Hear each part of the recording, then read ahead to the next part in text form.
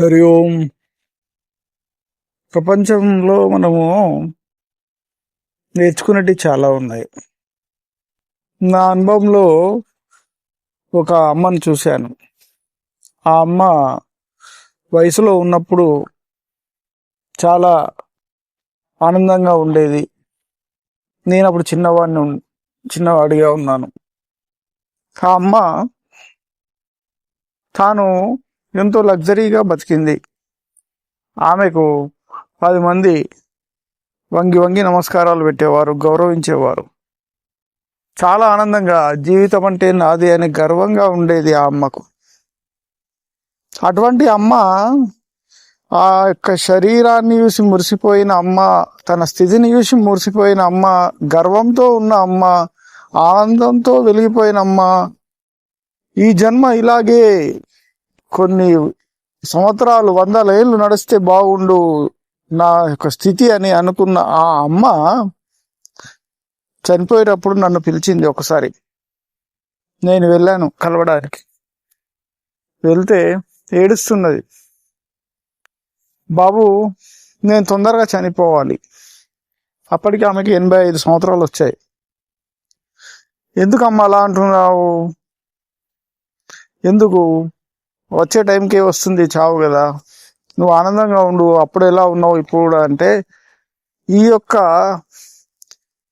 పాడైపోయిన ఈ శరీరాన్ని నేను చూడలేకపోతున్నాను, ఈ యొక్క కుళ్ళిపోయిన శరీరాన్ని చూడలేకపోతున్నాను, ఈ వాసన నేనే భరించలేకపోతున్నాను అని చాలా బాధపడ్డది. ఆమె యొక్క స్థితిని ఆమెనే భరించలేకపోతున్నది.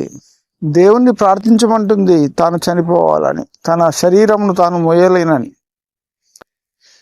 మరి ఆమె శరీరాన్ని ఆమెనే మోయలేకపోతున్నది. ఆమె కొడుకులు, బిడ్డలు ఆ శరీరాన్ని ఎలా మోస్తారు, ఎలా భరిస్తారు? కుళ్ళిపోయిన శరీరాన్ని, ముసలి అయిపోయిన శరీరాన్ని. వీళ్ళంతా బతికున్నప్పుడు ఆ యొక్క మంచి రోజులలో, మంచి కాలాలలో, అనుకూలమైన స్థితులలో, ఆనందంగా గడిచిన సమయాలలో అదే సర్వస్వం అనుకుంటున్నారు.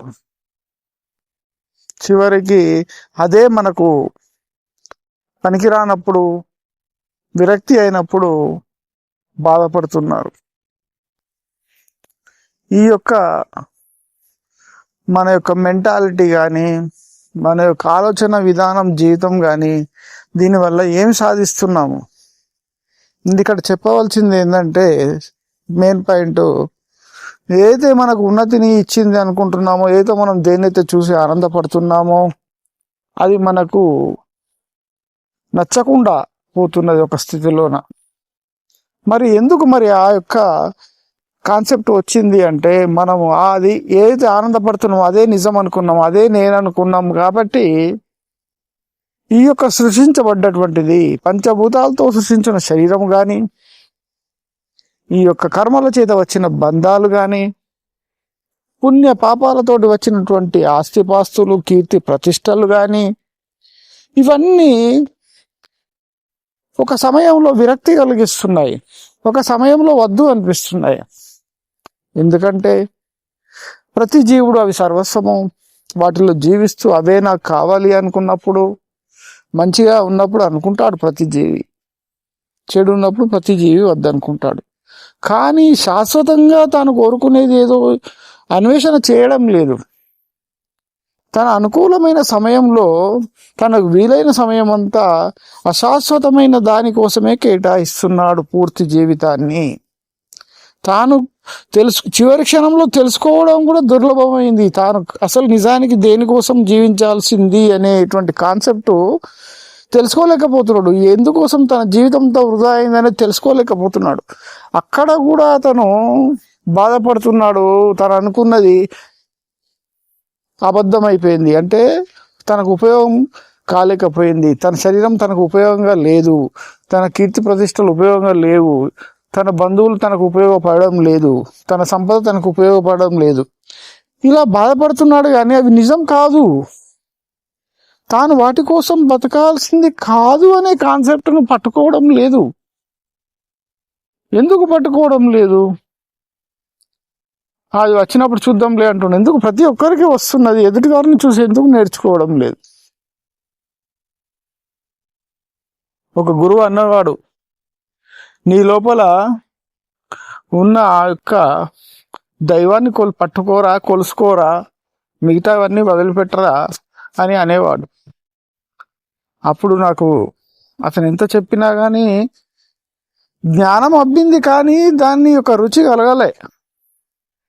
ఆ రుచి కలిగినప్పుడు ఆ గురువు నాకు అందుబాటులో లేరు. ఇప్పుడు నేను ఎందుకు మీకు అది అంటున్నానంటే, పదే పదే ఆ దైవం యొక్క స్పర్శ, దైవం యొక్క ఉనికి తెలుసుకోవాలి. మిగతాయి అవి ఏదో ఈ రోజు కాకుండా రేపో ఎప్పుడో మనకు వదలాల్సిందే, వదిలి పెడితే అవి మనం వదలకున్నా లేకపోతే మనం కూడా వదిలిపెడతాము. అటువంటి ఏదో ఒకటి తప్పనిసరి పరిస్థితి వాటికి ఉంటుంది, ప్రతి దానికి, మంచికైనా చెడుకైనా. మనం ఏదో మంచి అనుకుంటున్నామో అది అన్ని చివరికి చెడేది, మనకు ఉపయోగపడదు. ఏదో ఉపయోగపడుతుందో, ఏదో దైవం ఉందో మా గురువుగారు చెప్పినట్టు దాన్ని పట్టుకోవాలి. అది చాలా అనుభవంతో చెప్పినటువంటి మాట మా గురువు గారు. ఆ దైవం తప్పించి ఏది చూడకనేవాడు. ఆ దైవం యొక్క ఆలోచనలో ఉండు.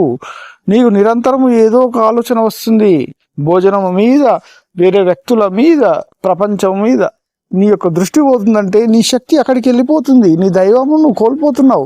నువ్వు దైవంలో లేవన్నమాట, ఆ విషయాలలో ఉన్నావు అన్నమాట.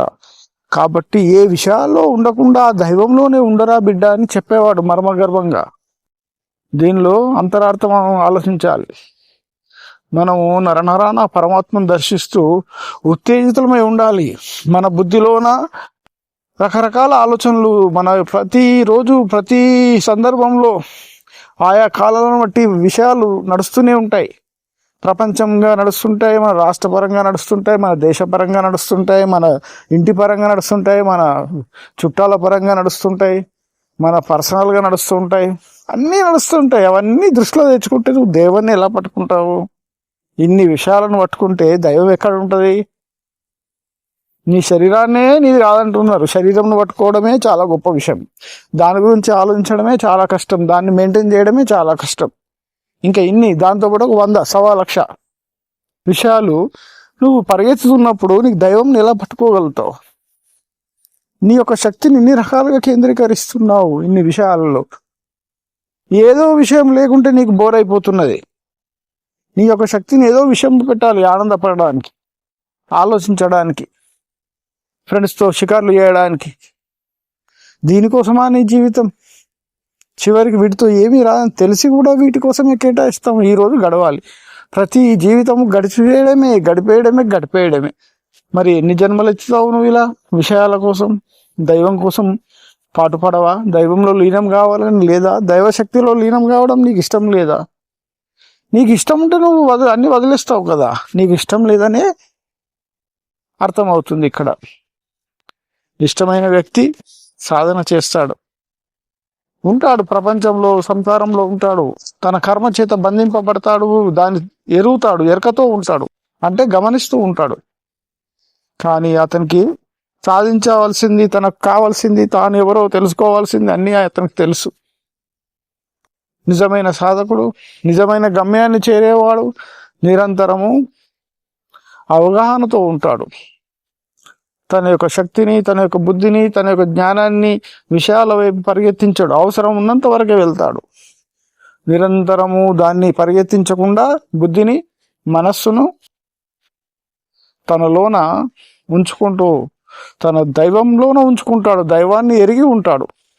ఎప్పుడైతే దైవం కోసం, దైవాన్ని తెలుసుకోవడానికి, దైవంలో ఉండడానికి, దైవంలో మమేకం కావడానికి, దైవాన్ని పట్టుకోవడానికి ప్రయత్నం చేస్తూ ఉంటాడో, అన్నీ వదిలేసి, తాను అహం వదిలేసి, తాను గొప్పవాడినని, తాను ఒక వ్యక్తిననే విషయాన్ని మర్చిపోయి తాను దైవవంశ సంభూతుడినని అనుకోవాలి.